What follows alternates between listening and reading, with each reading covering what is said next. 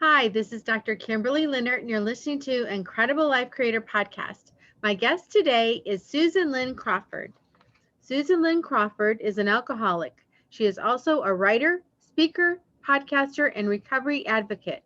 Susan has spent the last 5 years joyfully sober, sharing what she has learned with other addicts and those who love them. Her greatest joy is working with others new to the recovery journey, taking her message to groups and individuals ready to truly start living. Welcome to the podcast, Susan. Thank you so much, Dr. Kimberly. I am so happy to be here. Yes, and I'm so happy to have you. And I see behind you, you have some of your art, and your book is back there. I do. I've got my own little shop right here. So, Yes, yes. So I'd love to, have you tell people about you and so they can get to know you and kind of know your journey. perfect. Well, my journey started off like so many other people's. I went to college. I have a degree in graphic design with a minor in illustration. Graduated, moved to a big city, and started doing graphic design. Um, Long story short, my company was bought out. So at the same time I had been designing, I had started to do talent work, which, audio books, radio commercials, television commercials, things like that. So I kind of had a plan. I was going to do graphic design full-time freelancing and the talent work part-time, and it flipped on its head, as Mhm. life will often do. So I spent a number of years just basically living kind of a dream. It was just acting and being a spokesperson and speaking, kind of being the face and the voice of companies. During that time, I got married, and my husband and I both enjoyed going out, enjoyed having some drinks. Long story short, throughout the marriage, that increased more and more. And it was not a healthy relationship. And I didn't really know. I mean, I'd grown up as a people pleaser, as someone who just, oh yes, Susan, she's that gal, always with a smile, always with a good attitude. And I really thought that's who I was. I didn't realize, excuse me, I had a lot of things that I hadn't addressed. Um, my mother died when I was young, and I had kind of compartmentalized that and pushed it away because I thought, oh, it's like all the feedback I got was, no, you're supposed to be happy. You're supposed to just kind of get on with things. So, Mhm. oh, okay. So I'm going to get on with life. So, past unaddressed trauma combined with a very unhealthy relationship and a love of cocktails literally turned into a perfect storm. I found myself drinking more and more in the relationship, eventually, drinking in secret. It really it took a relationship that wasn't good to begin with and took it to a really bad place. Um, Mhm. in 2014, I was divorced, and after that, the aftermath of the marriage and the things that happened, I won't go into the sordid details, but it was not pretty. I was overwhelmed. I mean, so completely overwhelmed. I didn't have the tools to deal with things. I didn't have the tools to properly process what I was going through and handle it. So I took an absolute nosedive. I mean, I started drinking 24/7, anything to just escape. Um, I ended up in two detoxes because of my drinking, because it was so heavy. My family was worried. My sister, in particular, was very concerned. She's halfway across the country. So she was talking to people where I live, just what can we do? What can we do? Um, and she finally let my dad know, this is really serious. We need to get her help. She would not let up, which is such a blessing. And I love her all the more for it. But I literally, they said, she told me, if you go to treatment, our folks will pay for it. And that's my dad and my stepmom. And I said yes, just to shut her up because I was like, she's not going to stop. Mhm. And thank God she didn't stop. That was the turning point for me for a whole new life. I've learned throughout the past, it's now 6 years. When I wrote the book, it was 5. But I have learned about myself. I've learned who I am. I have dealt with things that I had never dealt with before, profound loss. I understand now how impactful the things that happened when I was young and in my young adulthood are. Mhm. And I've learned how to properly acknowledge them and work through them and heal from them. And it was funny because during my recovery, I was attending AA meetings, I was going and speaking to people, just very active in it. And I noticed I was jotting down these notes that I'd started when I was in treatment. And I realized I kept telling people, they'd ask questions and oh, well, yeah, I'm just kind of, I've got this journal and I wrote down, here's how you might be able to deal with that. And all of a sudden, I mean, I'm a writer. I jokingly say I love my three A's. I'm an author, I'm an artist, and I'm an actor. And I've written since I was young. And I've always had an idea of writing a book. I just didn't know exactly when. I've written a lot of children's books and I've illustrated those. That's kind of a whole different thing. But I found myself with like this good chunk of book. And I found the reactions I was getting from people when I spoke to them about their journey of recovery and my journey, Mhm. it was helping them and it was helping me. So I just kind of put my nose to the grindstone and created the Optimistic Drunks Recovery Guide. That was something, the whole journey for me has been an eye-opening experience and it's changed my entire perspective on living. Mhm. I always thought, oh yeah, I'm a happy. I never realized it wasn't authentic. I was happy, but I was hiding so much pain, and that's where the drinking came in. Mhm. Now, having learned how to work through those and how to deal with difficulties, recovery's tough. And that's something I want to let people know. Yeah, it's tough, but man, it is so worth it. One of the biggest blessings of my life, as crazy as it sounds, is my alcoholism. Because without it, I would not be me. I wouldn't know who I am, and I wouldn't be able to go speak to people and help addicts and help families and encourage people. So that's kind of, in a nutshell, my story. I did, in my recovery, I was doing retail management. I had moved into that and decided I had had a job that was a temporary assignment and it had ended. And the Optimistic Drunks Recovery Guide was kind of taken off a little bit, and I was speaking and doing all these things, and I started to think, you know what? I just need to go for it. I mean, one thing I've learned is I've been given a second chance, and I mean that literally. It's a miracle I'm still here. And so I've got lots of people to help. So that's why I'm doing what I'm doing right now. Everyone I speak to, when they find out about my book, every single person says, "Oh, I know somebody who would benefit from that." Mhm. Every person. So I just want people to see the joy in recovery and to know the hard work is so worth it. So, All right. Well, thank you. And thanks for writing the book and, yeah, coming out of it very positive. yeah. I see you happy. I see you bubbly and very positive and even turning something that, you know, sounds terrible into something that's good. Yeah. Well, and Dr. Kimberly, it is. I've always been an optimist.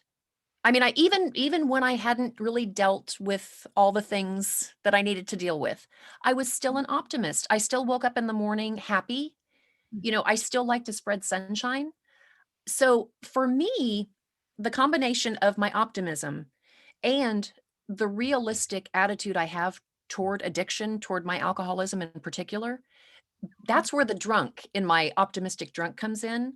A dear friend of mine who's kind of like a surrogate dad, um, he's been sober for I think 44 years now, and he's been a huge part of my recovery journey. And early on, he said something, maybe my dad told me, "Hey, Bruce refers to himself as a drunk." And I was like, "What?" He said, "Yeah, he calls himself a drunk." And Bruce and I had a long conversation about that.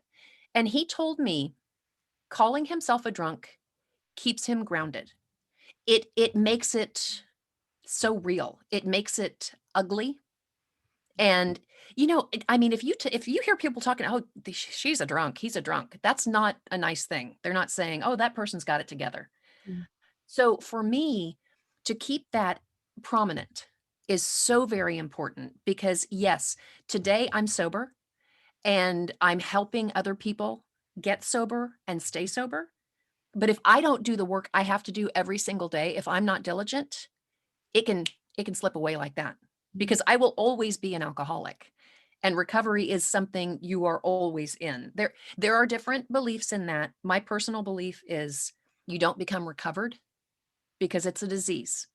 If you treat it daily, if you make good choices and do the things you need to do, you can live a life so rich and so beautiful. And I want to spread that message too, to let people know it's not a death knoll. Getting sober is giving yourself a chance to really learn who you are and to really learn what life is and just to grab it with both hands and just run. So, yeah. Right. Beautiful. So I wanted to go back a little bit to the beginning of your story. So, um, before you actually got married, was there any signs of anything that you could have seen, or was it that narcissistic where they just put you on a pedestal and you just feel like a princess and then all of a sudden things fall down? With the relationship, Yes. yeah, yeah. I was a people pleaser, and I've learned a lot about narcissism, and in particular malignant narcissism. I was the prime target because my self-esteem was nothing. I faked it really well. I people who didn't really know me, like who didn't really know me. Oh yeah, Susan, man, oh yeah, she's so confident. No. I would walk around with a big smile and hi, and I laugh a lot and I talk. And so people automatically thought, oh, she's really confident. She's really self-assured. I was not at all. Um, and at the time, I mean, I loved going out, with friends, and I would drink more than other people would, but I could kind of get away with it then, and I think in the back of my head, I knew there was something. It's like, this is not normal. Other people at the end of the night, they want to go home and go to sleep. I want to keep on partying. Um, my ex-husband was the same. He loved going out for drinks, and he literally swept me off my feet. I mean, it was the two of us against the world. It was, oh my gosh. I remember I remember him saying at one point, and at the time I thought it was so romantic and so beautiful. He was talking about my best friend, and he looked at me and he said, "Before long, I'll know you better than she does." I look at that now and it's like, "Oh, that's creepy." Mhm. And that's a perfect sign of a narcissist. Mhm. At the time, I was, "Oh, he loves me so much. He wants to know me." And, so it's interesting, with narcissists, the way they will sweep you up. It's called a honeymoon phase. Literally romance you. Everything is perfect and, slowly kind of shutting people out and just demeaning you, chopping you down, kicking you down. And that played into it as well. As the marriage went on, I didn't know at the time how gaslit I was. I mean, I knew when I got really sick, I knew I was sick. I didn't know that was the right word for it. I knew something was terribly, terribly wrong, Mhm. but he had gotten me to a place in my head I didn't believe. I didn't want to bother anybody with it. And that is, again, I say the perfect storm. Mhm. It's, somebody who already is predisposed to alcoholism, which I learned talking with my dad. It's like we have all sorts of alcoholics in our family tree. So I was already genetically predisposed to it. I had past trauma that I hadn't addressed, and I had super low self-esteem and was a people pleaser. I literally, it's just like, hi, hello, narcissists. My name's Susan. I'm here. So yeah, it was a perfect storm. And I remember thinking, I actually think I wrote about it in the book. One night I was just so drunk, and I remember sitting on the stoop of my house, literally thinking, how can I end it? Because I reaching out was not an option in my mind because my self-worth was so shot. And that's a horrible thing to say. It's no disrespect to my family and friends. I have the most amazing family and friends in the world. They love me to the ends of the earth, and they were all fighting for me. My inner voice, my self-talk at that time, along with my disease, were just saying, "You're not worth it. You're not worth it." So that's part of the reason, addiction has such a stigma around it, and so many people think it's the dirty guy in the alley with the paper bag. I look like Miss Middle-aged Midwestern. I mean, I look like people you see going to the store every day. Mhm. I laugh a lot. I smile a lot. I am not what people think of when they think alcoholic. And I want to use that to the benefit of everybody who's suffering in silence, who, people don't look at them and go, "Oh, I think there's something wrong with them." So many people are just literally living with their disease in silence because they don't look like somebody who would be an alcoholic or an addict. So breaking that stigma is also something very dear to my heart. So, yeah. So if someone's in that situation, where they're in a relationship that's going wrong, and maybe they're feeling, like you said, not even good enough to reach out, what would you suggest to them? If they were to reach out, who would they reach out to, or how do they start? There are a lot of places they can reach out to. The National Suicide Hotline is one. Um, if it's involving, substance abuse, AA, NA, um, there are lots of different, locally, like in different cities and different areas, there are shelters, there are groups who will take primarily women, but it happens to men too. But there are groups who will take these people in. Mhm. If they're sound enough of mind, then it's easy. If there's internet access, if you have a smartphone, you can look these things up. Suicide prevention hotline, that those people do amazing work, and it can just be somebody who just feels hopeless and doesn't know where to go. You can call and there will be somebody on the end of the other line to talk to you, and these people get it. These people get it. AA and NA as well. AA is, more for people whose substance of choice is alcohol. NA is drugs. A lot of times in this day and age, it's pills. And you can go to a meeting and these people just will embrace you. There's nothing you can do.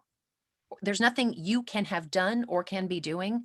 Somebody in one of those rooms will not be able to relate to. And I mean that sincerely. And you don't get judged. You don't get judged. So that's always another really good place to check. If there's anybody who feels like they're drinking, or, maybe they've got some pain pills and they realize they're taking them when they're not in pain, Mhm. get help, reach out immediately, because it will not get better on its own. It's a progressive disease. Addiction is a progressive disease, and it's not going to just go away, and you can't do it on your own. I can't tell you how many days my rock bottom was relatively short. I mean, it lasted about 6 months all told. Mhm. And that's when I was really, really bad. Um, I can't tell you how many times it was just, oh, tomorrow I'm not going to drink. Tomorrow I'm not going to drink. But at the time, I was drinking so much, I would go into withdrawal in about 8 to 10 hours, and I'd start to shake and I'd start to sweat. And it's like, okay, I've just got to have a little bit, just to keep that at bay. And I was off to the races because I'm an alcoholic. There's no such thing as little bit. There's no such thing as one drink. I think those people are aliens. It's like, really? You can go out and have a glass of wine? Really? So, but yeah, definitely um talk to friends, talk to family. People, when you are in a relationship, and especially when it's compounded with an addiction, you truly don't feel there's anyone. It's not so much that there's no one who cares about you, it's that you're not worth helping. Mhm. It's that self-esteem is so shot, and you don't want to infringe on someone, and I mean that seriously. It's, when I was sitting there considering how to take my life, I wasn't thinking, oh gosh, I should call this person. It was just like, I just don't want anybody to have to deal with this, including myself. So that's the biggest thing. It's having the people in that situation realize they're worth saving, realize they're worth helping. And there is someone out there who loves them and cares and would be devastated if something happened to them. Exactly. And I would see in that also some embarrassment because, especially like you were going to work, you look good, you're smiling. Other people don't know that when you go home, you're drinking throughout the evening. Yeah. And so there's something about even the embarrassment of sharing something like that. Yes. Shame is such a profound emotion. It's kind of a double-edged sword. Shame can accelerate addiction, and once it becomes really bad, shame can keep you silent. So it's feeling, "Oh, I'm not worthy of this, of that, just I don't want to bother anybody. I'll just go home and I'll just have a couple drinks, just, take the edge off." And then that turns into, well, I have this stuff, but I can't deal with it today. I'm going to have a couple drinks, just, and it just, yeah, it is very shameful. You can become paranoid because you know what you're doing, And I was a very high functioning alcoholic for quite some time. I would go home and drink so much, but I didn't miss work. I didn't miss jobs. I was where I was supposed to be when I was supposed to be there. But in my head, I kind of felt like a fraud because I knew what I was doing, Mhm. and I knew it wasn't just the normal going home and having a glass of wine to relax. I knew there was something that was not right with what was happening. But that brings you, along with the shame, another huge component of addiction and of abuse, like with abusive relationships, is denial. Mhm. It's I literally, the first time the words came out of my mouth at a meeting when I said, "My name is Susan and I'm an alcoholic," I thought I was going to fall over. I mean, to say those words with intent and knowing that's that that's me. Oh, it took a long time to get there. Now Mhm. I'm very comfortable with it. I don't wear it, I don't go around and use it as an excuse. I use it as an opportunity. It has taught me so much about myself. It has given me an authentic love of life Mhm. because I know how easily everything around, I could not be here to enjoy it. And I mean, I know some people are probably like, "Oh, she's kind of," I mean, I'm serious about that. It's a miracle I'm here. And it is because of the love of some amazing people in my life and the 3 brain cells I still had that were rubbing together once I got into my recovery program that went, "You know what? This is this is real and this is hard, but this is something I have to do because I owe it to these people and I owe it to myself." So it's just so many different components, but when you hone it down, there are specific ones: the denial, the shame, the embarrassment, that's always a factor. That's always a factor. Yeah. So I had a friend that was an alcoholic and he would religiously go to the AA meetings and I mean he didn't miss it. He made sure he went. And a comment he made to me made me feel so sad. He said, when you're an alcoholic, when you're drinking, it's terrible because bad things are happening or you're getting in accidents or your relationships are messed up. And he said, but when you're not drinking, you just want to drink so bad all the time that life is just kind of torturous no matter what you're doing. And I that made me feel really I like couldn't imagine that. That is so spot on for how a person in active addiction, how life is. It's so spot on. Mm. You For example, and I use the phrase addict. I'm an alcoholic. I have friends who are addicted to pills and, different things, but we're all facing the same disease of addiction. So I just kind of use that not as a catch-all, but Mm, I don't discount anyone, in their journey, whether it's booze or pills. mhm, Um, but yeah, there with my drinking, there would be about, I would say, an hour to a 90-minute window where things would be good. I'd get that little buzzy feeling. And this was before I really went rock bottom.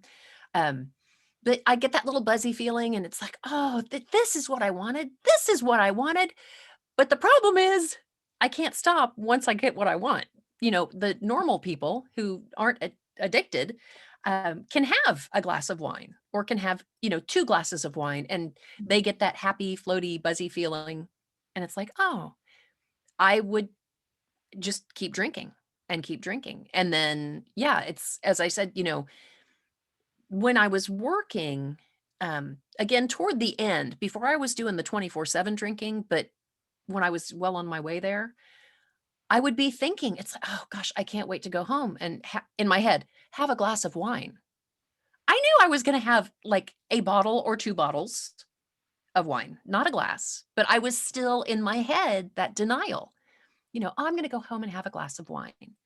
mhm, And yeah, then when you sober up the next day, I mean, you feel horrible. There's nothing like a hangover or withdrawal, especially while you're at work, while you've got to be on point and thinking and, you know, but it's just it is miserable. It's a miserable way to live. And unfortunately, so many people stay in it, not just because of the physical addiction.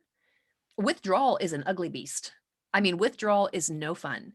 And a lot of people will stay in addiction simply to avoid withdrawal.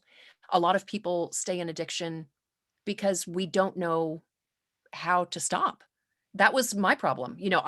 I'm very, very stubborn and I hold myself to a pretty high standard. And I was like, I can do this. I have the willpower. I can make myself not drink. And the 100th time I said that, and I still ended up drinking the next day, it's like a carousel, and you're just spinning and spinning, and it's going faster and faster, and you wanna get off, but if you jump off, bad things are gonna happen, and if you stay on, bad things are gonna happen. It's such a desperate, hopeless place to be in your head, in your life. Um, and that again, I keep coming back to this. I know so many people are just scared. I'll use my creativity, the 3 A's again. I'm an author, I'm an artist, I'm an actor. One of my biggest things was, oh my gosh, when I get sober, I'm not going to be able to create. mm, All of my ideas are going to just fly away. And I was convinced of that. And I think in hindsight, I think part of that was me trying to talk myself out of getting sober. But it's so funny. I've know of a lot of, very well-known artists and actors and authors who have had their own struggles with alcoholism or drug addiction. Same thing. They're all just like, "Oh yeah, it's like our drug of choice is the creative juice." And to a point, you have a couple drinks and yeah, your mind frees up and you are a little less, you let your filter down. So mhm, sometimes you can come up with more creative things, but it has nothing to do with it. I'm a better writer, I'm a better artist, I'm a better actor. I'm better at everything now because I do it with intent and because I'm a creative person. So getting past that, those fears, I won't be able to be around people because I'm horrible with people. I have to have a drink to take the edge off. I won't be able to be with my family because, maybe there have been some issues in the past and there are tough family dynamics, which is so common. I have to have a drink so I can get the courage, that old liquid courage to go deal with my family. Recovery, a good program of recovery helps you learn how to do all that stuff. And so whatever you were good at before the addiction took over, you're going to be so much better at that. And you're going to find things you never even knew you were able to do once you get into recovery because you're learning so much about yourself and you're if you're doing it right if you've got good people around you, and little side note for anybody who is looking to get sober, who is looking to enter a program of recovery, if you go to, a 12-step meeting, if you have support, if you go to a rehab, if you're not feeling it, if that place is not like, gosh, this is not, I want to get sober, but I'm not feeling like these people are really hearing me, keep looking. Different meetings have different dynamics. It's like families. I've been at the same home group since I got sober, and I love them to pieces. Because of COVID, I haven't been there in person, but love these people. I mean, they know me better than most people in the world. But you will find your tribe. You will find your home base. Just keep looking. Don't give up. Don't let that be an excuse to keep doing what you're doing. So, So it's very difficult for someone to just kind of pull out on their own. oh, You really need outside help. yeah. If there is a full-fledged addiction in play, I will say it's not impossible, because I don't think anything is impossible, but close to impossible for an addict to get sober without help. Mhm. Yeah. So now that you're sober and you've written down your notes, which have become a book, um, how do you live every day and actually authentically feel the joy? Where before you were you didn't realize it, but you were just putting on the happy face and you kind of felt happy. Yeah. But now you know the difference between that and actually feeling that joy, that happiness deep inside and that contentment. So, what things do you have in place so that you can keep feeling that way? There are a couple of things. I start and finish every day with a prayer. So I'll step back momentarily. One thing in many programs of addiction, in recovery programs, specifically AA, they ask you to find a higher power, and it's it's not necessarily God. A person's higher power could be the universe. Their higher power could be a tree. It could be a special place they go just to find peace and solace. The only thing it cannot be is a specific individual, because people can fail. Mhm. And you don't want to say, oh, Fred is my higher power. And then all of a sudden, Fred lets you down. And, oh, I'm going to go drink because Fred let me down. Mhm. So it can be whatever you want it to be. But I believe a higher power is, or spirituality of some sort, is imperative in a program of recovery. So my higher power happens to be God. I've always had a good relationship with God. I mean, from the time I was little to now it's just the coolest relationship ever. But I spend time twice a day in prayer. The first thing I do when I wake up is thank God for the day. I thank God for all the blessings in my life, for my home, for my car, for my kitty cats, for my family and my friends and my fella. Um, I thank God for my sobriety, and I ask him to help me not drink that day. Then at the end of the day, it depends on how tired I am. I usually give thanks again for everything, but I always say, thank you for helping me not drink today. Um, that keeps me in the present, and being present and living from a place of gratitude will open you up to really experiencing authenticity in yourself and authenticity with your life. Um, I have, as I continued, to work on being grateful, and when I started my gratitude in my early recovery, Mhm. oh man, I was scraping for stuff. I was just like, okay, what am I? Because I had financial problems. I got a DUI, which was part of my rock bottom. So I had legal issues. I'd lost my job. I had the most amazing boss, but he Mhm. knew. He was just like, Susan, no, this is not working. I literally, it's like all these things got pulled out from under me, and I was just struggling day by day. So I would sit there and it's like, oh, okay, what do I have to be grateful for? Um, um, I have gas in my car. Okay, I'm grateful because I have gas in my car. Okay, I'm grateful because I have coffee. I had coffee this morning. And I mean, I literally, and I would kind of start laughing at myself because it's like, this is really pathetic. There, you have more, okay, you have your health. This is a good thing. That gets overused, but I Mhm. still had my health. I still had those 3 brain cells that as my brain was healing itself, we're slowly reproducing and getting my noggin back in shape. Um, but just kind of the fake it till you make it, that's what I did at the beginning. And I was surrounded again with the most incredible family, the most incredible friends. I mean, I had such a blessing of my support system. I if there was nothing else, it was just like I'm grateful for my family and my friends. That was a constant. Mhm. As I would give thanks and give gratitude, slowly it's like, hey, these good things started happening. It's like, that's really cool. Oh my gosh, this happened to I'm so grateful for that. Thank you, God. This is so cool. Thank you. And then, a couple weeks later, something, oh my gosh, I've been given gratitude, for all these things. And this other thing happened.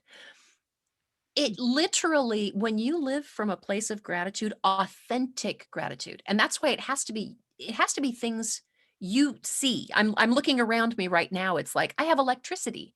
Mhm. Right now, there are so many people, in our country who don't even have electricity. Mhm. I have warmth. I have a roof over my head. Gratitude, just focusing on things to be grateful for Mhm. and literally sitting and looking around and just calling out the obvious.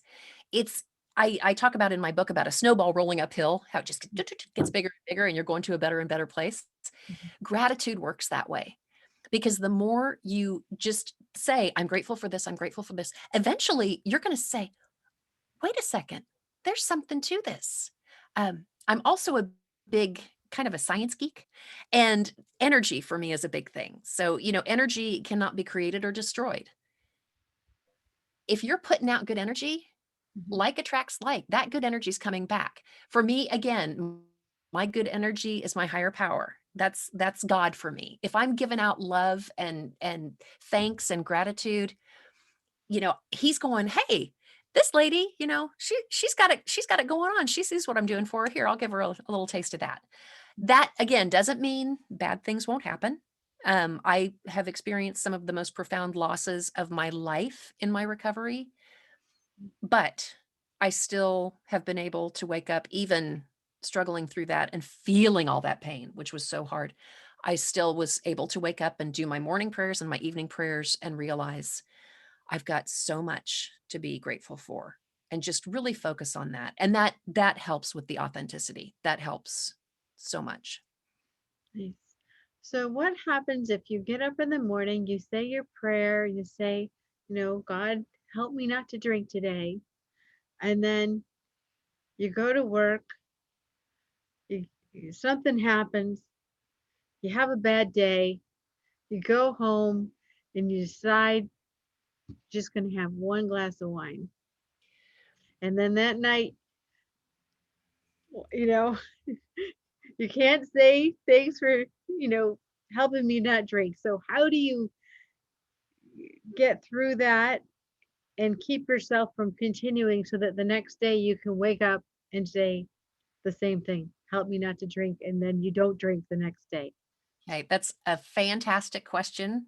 First of all, um, relapse, that huge, scary word in recovery. A lot of people say relapse is a part of it. I don't like to think that way because I think sometimes people use it as an excuse. I relapsed. Um, it, oh, it's horrible. You don't know when it's going to happen. That's part of the scary thing. That's why, part of the diligence and part of the everyday saying, thank you for helping me not drink today. Right now I'm solid. Today I'm solid. I know when we get off from this, I'm not going to go. Well, first of all, I don't have any alcohol in my house. So, but I'm not going to go have a glass of wine because I play the tape through, which means I don't think about how good that glass of wine would taste. I think about what would happen after I had that glass of wine, when I wanted another glass of wine. And I would start that I mean, that beast would be awake like that. So if I were to do it, my hope would be I would, as quickly as possible, after I took a drink or 10 drinks or however many, my hope is I would get back on track. I would call people. I would be surrounded with people in recovery who could help me, talk through it, work through it, figure out why I took the drink. That's the big question, is figuring out what prompted you to relapse. Was it a specific trigger? Um, a really stressful day at work? Was it a project coming up? Was it somebody you used to be involved with and they showed up on your Facebook feed? Was it, did you watch a movie and there was something in that movie that made you, oh, so it's all of that. I would continue to say my prayers of thanks, thank you for helping me realize I can't do that anymore. Thank you for helping me not have XYZ have happened because I made a really bad decision and took a drink. You have to get right back on the horse. And you can't, your higher power, whatever it might be, you can't assign blame. I mean, it's, we all have specific things we ask for and specific things we'd like help with. I've received more help than I can even express from my higher power. But at the same time, it's not like, oh yeah, he's got me. I can go do this. But if I don't hold myself accountable, that's okay. He's still got me. I got to do my part. I've got to do the work, but it's not his fault. He's got me still here, still upright. And again, in that hypothetical situation, which I hope doesn't happen today, I'm confident it won't. I would just, please help me do better tomorrow. Please help me make better choices. One of the biggest things is you can't sit there and beat yourself up. When I relapsed, I still don't know exactly how it happened. I mean, I was doing well. You were talking about your friend. I was going to meetings. I was so active. I was in an outpatient program. I mean, I was doing everything right. And literally like that, ended up drunk. And once you do that, it's so easy to go, why bother? Throw your hands up. I've wasted all this hard work. Everybody's going to be so disappointed. There's where that shame comes back in.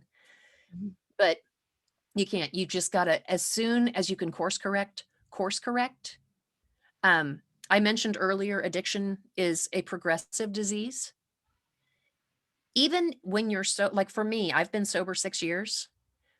If I were to take a drink tomorrow, literally within a matter of days, I would be as sick as I was 6 years ago at my worst, because my body is still, I mean, it doesn't realize, hey, she took that or I should say my disease doesn't realize she took that 6-year hiatus. We should give her a break. We should take some time to get back up to speed.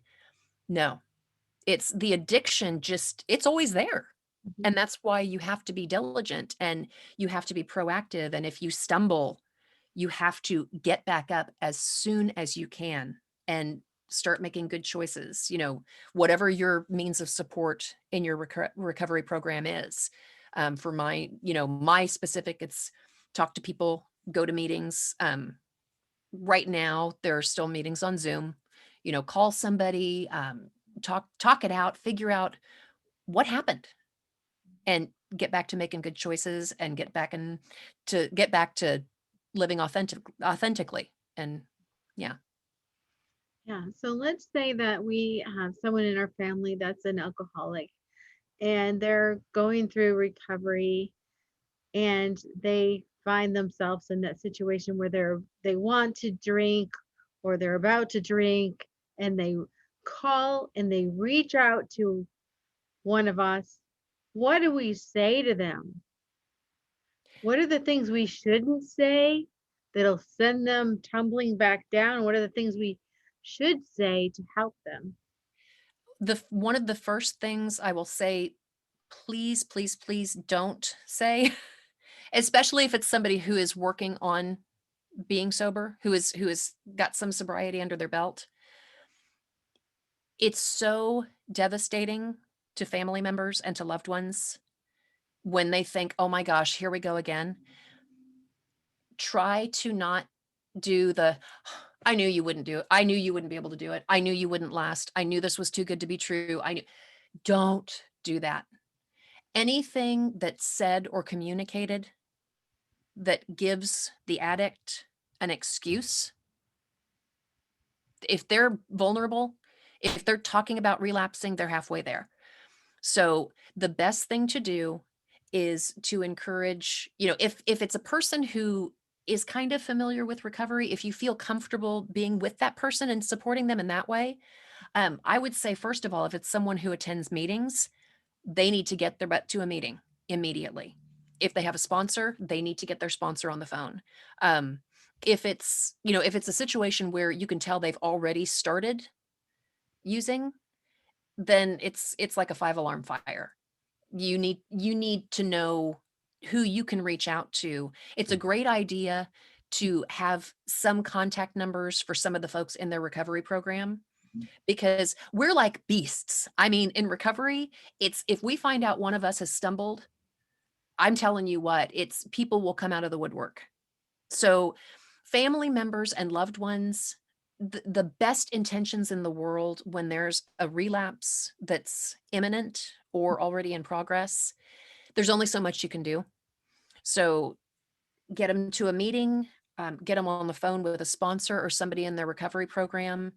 If it's really bad, again, I say, reach out to the National Suicide Hotline. Those people, they're angels on earth. I'm telling you what the work they do is just phenomenal. Um, don't let them stay by themselves. And if you do have some phone numbers of people in their recovery program, reach out to them. I know when I was really bad, I'd been going to AA meetings and I'd been doing pretty well. I'd been kind of tempering my drinking, and then I just went and crashed rock bottom. And a very dear friend of mine reached out to my sponsor at the time and said, "Hey, Susan's in a really bad place. We need your help." And they literally created a little team. I mean, I stayed with one friend, took me to another friend's house. I stayed at, and my one friend is in recovery, but the friend who I stayed with is not. She's just a dear friend. The next morning, she took me to another place where I stayed for 2 days, and then they took me to Valley Hope, where I did my 28-day treatment program. So it was a group effort, and I was kind of an unwilling participant. So, and again, that's something too. It's so hard to pick up that phone and to reach out. There's a saying again in AA, the 10,000-pound telephone, because that shame, that denial, that I don't want to bother them, I don't want to take their time, I'm not worth it, I'm not, that all comes just, they're singing a chorus when things come up. And reaching out for help is terrifying. And you're just, everything in your body and your mind is just screaming, no, no, you're infringing on their time. They don't want to help you. They're busy. They've got families. They've got this and this and this. So yeah, if they're reaching out, whatever you can do. But again, meeting, support, try to have some phone numbers of some people you can get a hold of and just say, "Hey, we got we got a code red. We got to get some intervention going on here." Because the sooner you can get in there and talk people through it, or they could, so often in early recovery, the first several months of my recovery, literally, there was not a moment of a day that went by where I didn't think about drinking. It was ever present. You mentioned your friend, if I'm drunk, I feel horrible. If I'm not drunk, I'm thinking about it. That's all you know. It consumes you. Your addiction consumes you, and everything in your life is planned and strategized and formulated around whatever your addiction is, drinking or pills or gambling or um so it's getting out of that mindset of just like in your head, when is this going to end? Um with people in early recovery, that often is a big reason for relapse, even if there's not a trigger, Mhm. because that addiction, it's like a voice in your head and it's just screaming, drink, drink, drink. Mhm. And sometimes you do it simply because you can't handle that voice anymore. Mhm. It's just too much. But I will also say, um, there comes a point where if you're doing what you need to do in your recovery, there will come a day where you will get through part of that day and all of a sudden go, "Hey, I didn't think about drinking today." I and I remember that day as clear as a bell. Mhm. So, yeah. Wow. So, let's say that you are kind of wondering if a family member is an alcoholic or has an addiction, but you've never, you don't really see them in the act of drinking all the time. But what behaviors or what things should we look out for if we're kind of curious about that? So, something's just not right. Okay. That's a You got so many good questions. I love this. A couple of things that will be fairly apparent if the addiction is in full swing is they'll be isolating. Somebody who used to maybe engage in family activities or they'd go out with people and things like that, all of a sudden is making excuses. They're not answering the phone. They're kind of withdrawn. Um, Physical things you might see is, well, you might notice an odor either of actual alcohol or kind of a sweet smell because alcohol turns into sugar when it's metabolized. So your breath can get really sweet. Um, but yeah, sweating, shaking, um, personality changes. If they seem really, really irritable, or if they seem just kind of out of it or super flaky. I've always been kind of a goofball, I guess I'll say. Mhm. Um, and I just, I like being loud and laughing and kind of I call myself a dork. So I like being a dork and just kind of laughing at myself and it's like, "Hey." But if they are being just like really uncharacteristically strange or off, those are some things that can pretty quickly go, something's not right here. But yeah, just paying attention to, if you go out with them, I mean, don't be an eagle eye, but just kind of keep an eye on, if they do have a drink, are they nursing the drink or is it going kind of quickly? And that withdrawing and excuse making and you say you're going to get together for coffee and you're together for 10 minutes and they're like, I got to go. Or if they're being really dodgy about just sharing personal things. um Definitely for me too. I know I've always been a sensitive person. I kind of, like now it's like I cry frequently, but I have learned it's healthy. And I cry when I'm happy and when I'm sad. Just if I'm really moved, I cry because it's good for me and I'm good at it.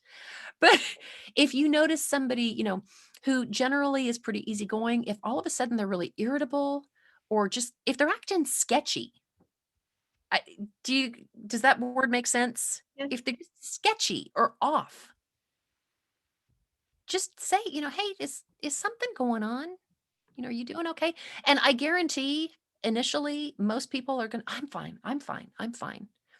But if you can try to open up that dialogue a little bit, and just, come from a place of love and, maybe even, especially with where we are now, with having just gotten through 2020, Mhm.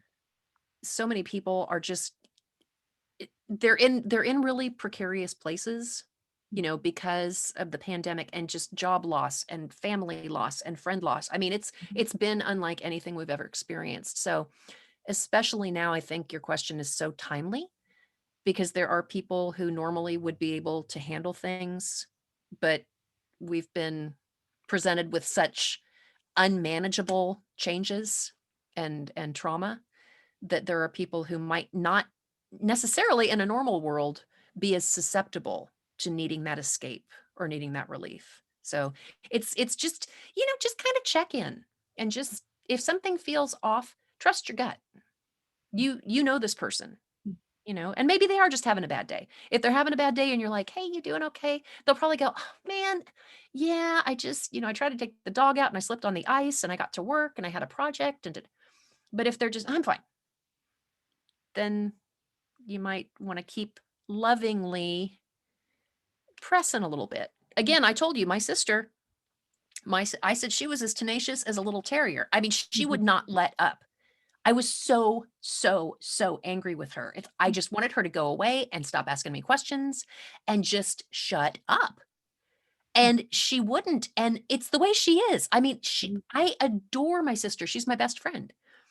And I mean, we laugh about it.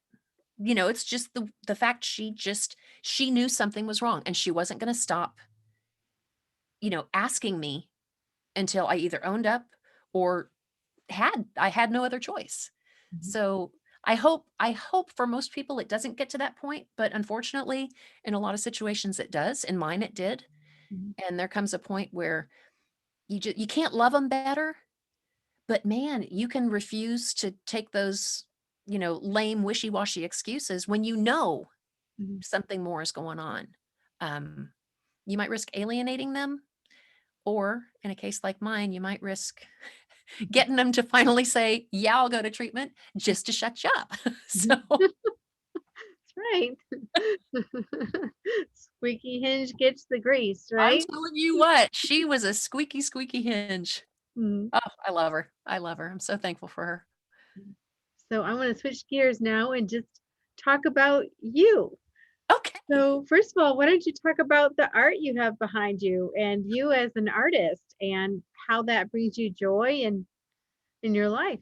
Absolutely. Absolutely. Thank you so much. Yeah. One of the things during the pandemic, I was looking for healthy outlets that would be in line with my recovery and that would be just kind of cathartic and make me happy.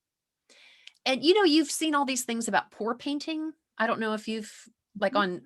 on Etsy, you see pour paintings. There are tons of YouTube videos. Well, I've been a painter for a long time. I mean, I painted in college and I've done pet portraits for probably about 15 years, for people who are big fans of their dogs and cats. I've got just kind of a unique designerly style, but painting has always been something I really, really love. And I was feeling, I think it was August, September of last year, I was just feeling, you know, "Ugh, I just need to do something." I'm yeah, I'm still writing and I'm speaking and I'm doing these things and are good outlets, but I'm needing something else. So I just decided I'm going to try this pour painting. It looks like fun. Oh my goodness. Dr. Kimberly, I'm telling you what, it literally, it's like I tell people it's like a therapy session Mhm. with paint and canvas. And because I am a painter, I am an artist, I'll go in, once I have the main canvas and I'll tweak and I'll change things and I'll move stuff and I'll, add, I do mixed media, I do all sorts of crazy stuff. Mhm. But it has become such a source of joy um, with the method specifically of the pour painting. You can control to a point what the paint does, but after that, it just kind of will do what it wants to. And I was so delighted with that quality of the type of painting. I was like a little kid, it's just everyone, it was like, "Oh, that's so cool. That's so cool." And then getting back into it, just exploring different styles and different things I could do to make it unique or to shift it or just to change it up a little bit. I've literally rediscovered my love affair with painting.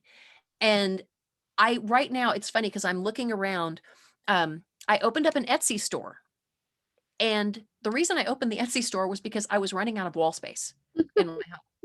I I have done so many paintings. I haven't painted for a couple of weeks, but I have a probably pretty close to 60 paintings on my walls and up against things, and I'm reaching out, to different like my church and different places that are somewhat open to Mhm. see if I can display paint, some of my paintings there. Mhm. Um, it has become almost. like I said, almost like therapy, like a mixture of therapy and meditation.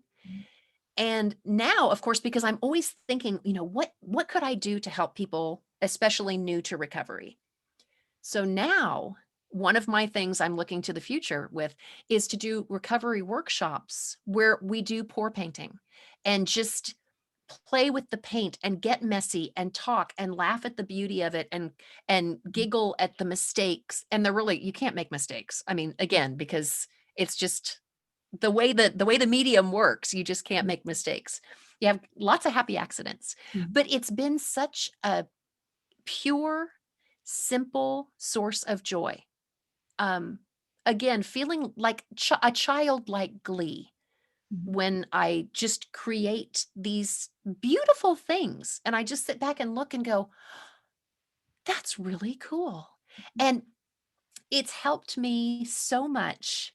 Again, not being able to get to meetings, not seeing people one to one, not having that outlet or that contact.